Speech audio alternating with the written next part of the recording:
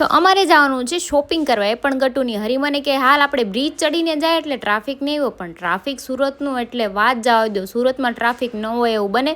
આડા દિવસે હોય કે તહેવાર હોય, ટ્રાફિકની સિઝન તો અમારે બારે માસ હોય. ને કપડાં લેવા ગયા તો ન્યાય એટલી ગળદી હતી. હરી કે આટલી બધું ટ્રાફિક હોય? મેં કીધું ટ્રાફિક તો હોય જ તે, અને એ ગટુના કપડાં લેવાના હતા ને એટલે હારે આવ્યા હતા, બાકી એ કોઈ દિવસ હારે આવતા નથી. મને કે જા હું અહીંયા ઊભો, તું લઈને આવી, કે આવા ટ્રાફિકમાં મને મજા ન આવે. તો નીકળી ગયા અમે ઘર સાઈડ જવાને. આમ જો અમારે સુરતનો નજારો જો તમે. તો તમે દિવાળીની શોપિંગ કરી કે નહીં? અમારી દિવાળીની શોપિંગ તો થઈ ગયા આવા ટ્રાફિકમાં. જો ગામડામાં તો આટલું બધું ટ્રાફિક ન હોય. અને ઘરે આવી ગયા ને ગટ્ટુ રાજી થઈ ગયું કે પાપા મારા માટે આટલા બધા કપડાં લાવ્યા. અને ફૂલઝર લઈને આવી તો અડધી ફૂલઝર થઈ ને અડધી ઠરી ગઈ. મને કે મમ્મા હાલ કે તું આ પાછી કરી કે, એટલે આપણે એ કે બોમ્બ ફોડવા જાય. તો બેનને તૈયાર કરી દીધા ને આવી ગયા નીચે. નીચે જઈને છે ને અમારે ફટાકડા ફોડવાના હતા, પણ ફટાકડો નાના ફોડે તો એ છે ને દૂર જઈને ભાગી જતી હતી, કેમ કે એ ડરી જતી હતી કાન બંધ કરીને.